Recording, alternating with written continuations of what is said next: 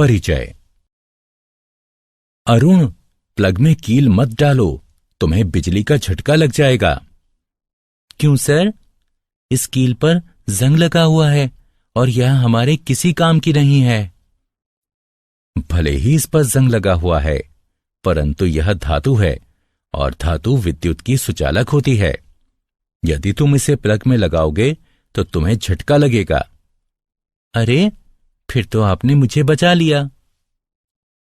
बच्चों, इस अध्याय में हम धातुओं व अधातुओं, उनके भौतिक व रासायनिक गुणधर्मों, उनकी प्राप्तियां तथा उनके संक्षारण के विषय में जानेंगे। उद्देश्य। इस पाठ के अंत में आप निम्न करने में सक्षम हो जाएंगे: धातुओं व अधातुओं के भौतिक एवं रासायनिक गुणधर्मों का वर्णन करना, यह समझना कि धातुएं कैसे प्रतिक्रिया करती हैं, धातुओं की उपस्थिति की व्याख्या करना, संक्षारण की व्याख्या करना। भौतिक गुणधर्म धातुएं। दैनिक जीवन में आप अनेक धातुओं एवं अधातुओं के संपर्क में आते हैं। उदाहरणार्थ, वह हथौड़ा जिससे आप कील ठोकते हैं एक धातु है। लोहे से निर्मित कील भी एक धातु है। आइए धातुओं के भौतिक गुणधर्मों पर दृष्टि डालते हैं। धातुओं के भौतिक गुणधर्म निम्नलिखित हैं। भौतिक अवस्था। धातुएं कमरे के तापमान पर ठोस होती हैं। उदाहरणार्थ, लोहा, एल्यूमीनियम। केवल पारा एक तरल धातु है। ताप व विद्युत के सुचालक। धातुएं विद्युत की सुचालक होती हैं क्योंकि उनमें मुक्त इलेक्ट्रॉन होते हैं। उदाहरणार्थ, तांबा व चांदी ताप व विद्युत के सर्वोत्तम चालक हैं, जबकि सीसा ताप का सबसे बड़ा कुचालक है। आघात वर्ध्य। कुछ धातुओं को पीट पीट कर पतली चादर अर्थात फॉइल के रूप में ढाला जा सकता है। उदाहरणार्थ, लोहे को गर्म किया जाता है और फिर पीट पीट कर उसे विभिन्न वस्तुओं, फाइलों व आकारों में ढाला जाता है। तन्य। धातु से पतले तार भी खींचे जा सकते हैं। उदाहरणार्थ, 100 ग्राम चांदी से लगभग 200 मीटर लंबा तार खींचा जा सकता है। चमक। धातुएं अपनी चमकीली सतह से प्रकाश को परावर्तित करती हैं। उन पर पॉलिश भी की जा सकती है। उदाहरणार्थ, सोना, चांदी एवं तांबा चमकीली सतह वाली धातुएं हैं और इन पर पॉलिश भी की जा सकती है। भौतिक गुणधर्म अधातुएं। आइए अब अधातुओं के भौतिक गुणधर्मों की बात करते हैं। भौतिक अवस्था। अधातुएं कमरे के तापमान पर ठोस, द्रव अथवा गैसीय अवस्था में पाई जाती हैं।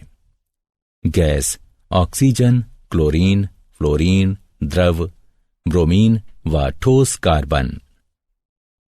अनाघात वर्ध्य व अतन्य। अधातुएं भंगुर होती हैं तथा उनसे ना तो तार बनाए जा सकते हैं और न ही उन्हें पीटकर पतली चादर के रूप में ढाला जा सकता है। ऊष्मा एवं विद्युत की कुचालक। अधातुएं ऊष्मा एवं विद्युत की कुचालक होती हैं, किंतु ग्रेफाइट कार्बन एक अपवाद है क्योंकि वह ऊष्मा का सुचालक है और इलेक्ट्रोड बनाने के काम आता है। चमक न होना। अधातुओं में चमक नहीं होती और वे प्रकाश को परावर्तित नहीं करती। क्या आप जानते हैं? धातुएं कमरे के तापमान पर ठोस होती हैं। इसका केवल एक अपवाद है, पारा, जो कि द्रव है। तरल धातु पारा ऊष्मा व विद्युत का सुचालक है। इसका घनत्व बहुत अधिक होता है। यह अत्यधिक विषैला होता है। अधातुएं विद्युत की कुचालक होती हैं, तथापि ग्रेफाइट, जो कि कार्बन का एक रूप है, विद्युत का सुचालक है। धातुओं के रासायनिक गुणधर्म। अब धातुओं के कुछ रासायनिक गुणधर्मों पर दृष्टि डालते हैं। इन गुणधर्मों में धातुओं की अन्य तत्वों जैसे वायु, जल, अम्लों तथा अन्य धातु लवणों के साथ अभिक्रियाएं भी सम्मिलित हैं। वायु के साथ अभिक्रिया। जब धातुएं वायु के संपर्क में आती हैं तो वे धातु ऑक्साइड निर्मित करती हैं। कुछ ऐसी धातुएं भी हैं जिनमें अम्लीय व क्षारकीय दोनों ही प्रकार के गुणधर्म पाए जाते हैं। ऐसी धातुओं को उभयधर्मी ऑक्साइड कहते हैं। जल के साथ अभिक्रिया। जब धातुएं जल के संपर्क में आती हैं तो वे धातु हाइड्रोक्साइड तथा हाइड्रोजन निर्मित करती हैं। धातुएं जल को धातु हाइड्रोक्साइड विलयन बनाती हैं। अम्लों के साथ अभिक्रिया। लवण व हाइड्रोजन बनाने के लिए धातुएं तनु अम्लों के साथ अभिक्रिया करती हैं। यह अभिक्रियाशीलता प्रत्येक धातु की भिन्न भिन्न होती है। तथापि जब धातुएं नाइट्रिक अम्ल के साथ अभिक्रिया करती हैं तो हाइड्रोजन गैस नहीं बनाती, क्योंकि यह अम्ल एक प्रबल ऑक्सीकरण करता है। अन्य धातु लवणों के विलयनों के साथ अभिक्रिया। एक अधिक अभिक्रियाशील धातु एक कम अभिक्रियाशील धातु को उसके लवण विलयन से स्थानांतरित करती है। सरल शब्दों में कहें तो यदि धातु आ धातु बा को उसके विलयन से विस्थापित करती है तो धातु अ धातु बा की अपेक्षा अधिक अभिक्रियाशील है। तथापि सभी धातुएं अभिक्रियाशील नहीं होती। इस अभिक्रिया में कॉपर सल्फेट में मौजूद तांबे को जस्ता यानी जिंक विस्थापित कर देता है। सक्रियता श्रेणी। धातुओं को उनकी अभिक्रियाशीलता के अनुसार अवरोही क्रम में व्यवस्थित किया जाना सक्रियता श्रेणी कहलाता है। इसका प्रयोग धातुओं की वायु, जल एवं अम्लों की अभिक्रियाओं की जानकारी का संक्षिप्तीकरण करने में किया जाता है। धातुएं एवं अधातुएं कैसे अभिक्रिया करती हैं? धातु के परमाणुओं के वाह्यतम कोश में 1 से 3 तक इलेक्ट्रॉन होते हैं, जबकि अधातु के परमाणुओं के वाह्यतम कोश में 4 से 8 तक इलेक्ट्रॉन होते हैं। अपवाद। इस नियम के 2 अपवाद हैं, हाइड्रोजन तथा हीलियम। इलेक्ट्रॉन का त्याग करने वाली धातुएं त्यागे गए इलेक्ट्रॉनों की संख्या के बराबर धनावेश अर्जित करती हैं तथा अधातुएं स्वीकारे गए इलेक्ट्रॉनों की संख्या के बराबर इलेक्ट्रॉन व ऋणावेश अर्जित करती हैं। जब धातु का कोई परमाणु 1, 2 या 3 इलेक्ट्रॉन अपने संयोजकता कोश से किसी अन्य अधातु परमाणु को देता है जो कि उन इलेक्ट्रॉनों को स्वीकार किए जाने की क्षमता रखता हो, तो उसे वैद्युत संयोजकता कहा जाता है। इसके परिणाम स्वरूप ये दोनों ही परमाणु एक निष्क्रिय गैस का ढांचा निर्मित करते हैं। किसी तत्व के परमाणु से अन्य तत्व के परमाणु में इलेक्ट्रॉनों का स्थानांतरण आयनिक यौगिक कहलाता है। आयनिक यौगिकों के गुणधर्म। आइए आयनिक यौगिकों के कुछ गुणधर्मों पर दृष्टि डालते हैं। भौतिक प्रकृति। आयनिक यौगिक कठोर ठोस होते हैं क्योंकि धनात्मक एवं ऋणात्मक आयनों के मध्य आकर्षण बल अत्यंत प्रबल होता है। ये यौगिक भंगुर होते हैं तथा दबाव डाले जाने पर टूट जाते हैं। गलनांक एवं क्वथनांक। प्रबल अंतर आयनिक आकर्षण को तोड़ने के लिए आवश्यक ऊर्जा की पर्याप्त मात्रा के कारण आयनिक यौगिकों का गलनांक एवं क्वथनांक उच्च होता है। घुलनशीलता। आयनिक यौगिक जल में घुलनशील तथा विलायकों में अविलय होते हैं, जैसे पेट्रोल आदि। विद्युत चालकता। आयनिक यौगिक जब ठोस अवस्था में हों तो विद्युत संचालन नहीं करते।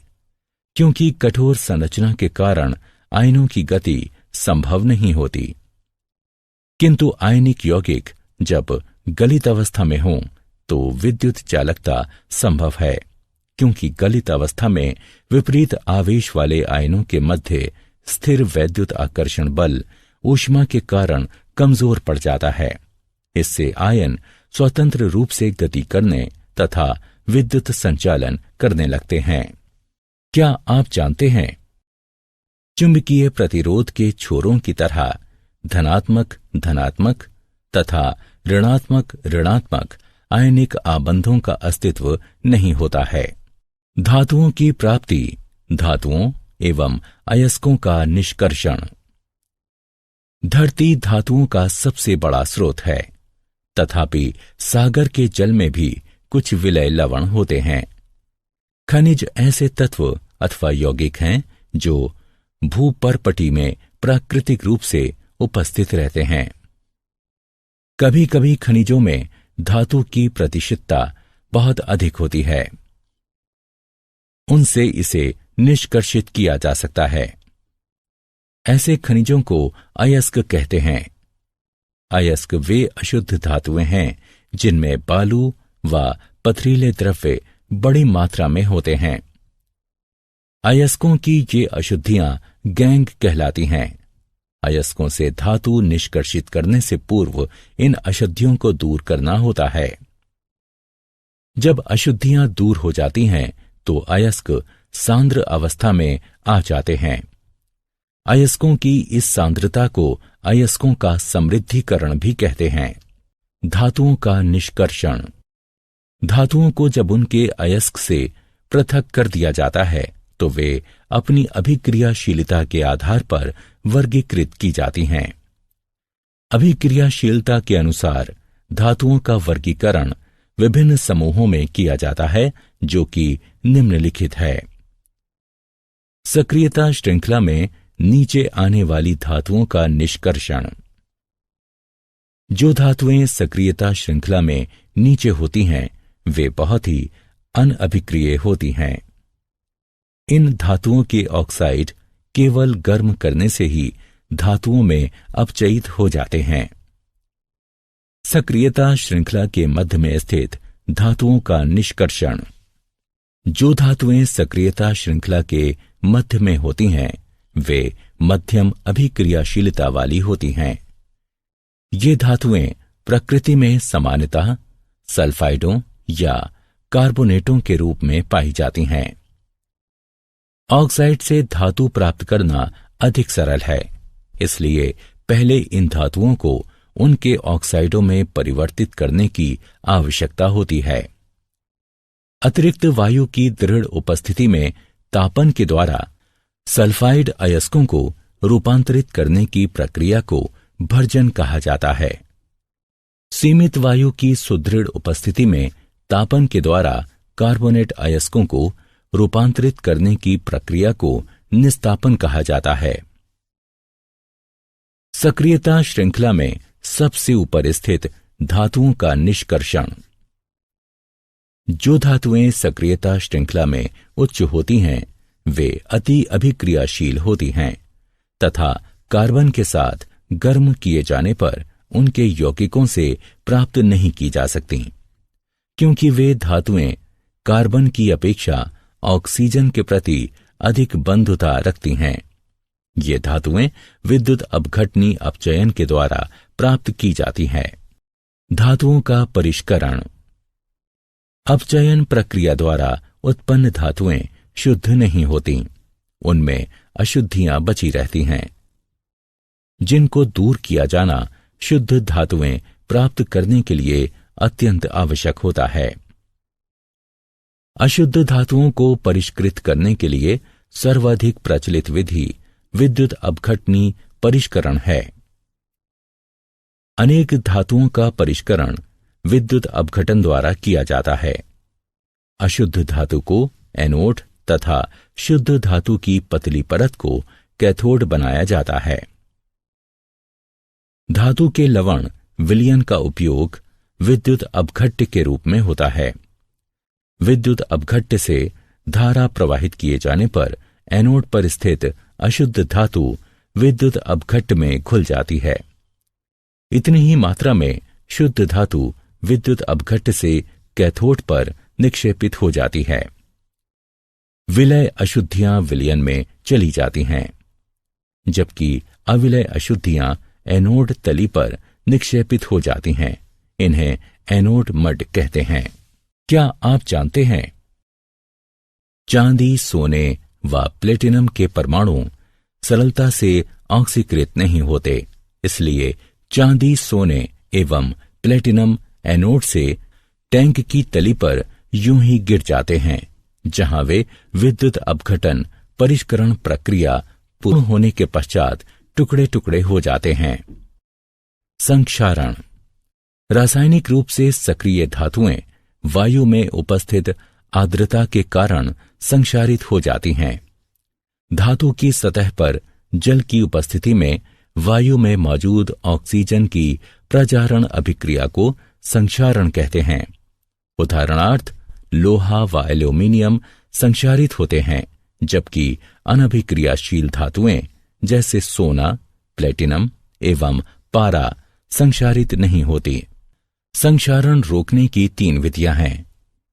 बलि विषयक सुरक्षा, इसमें अधिक अभिक्रियाशील संरक्षित होने वाली धातु को प्रचारित किया जाता है तथा संरक्षित हो चुकी धातु को अविकल छोड़ दिया जाता है।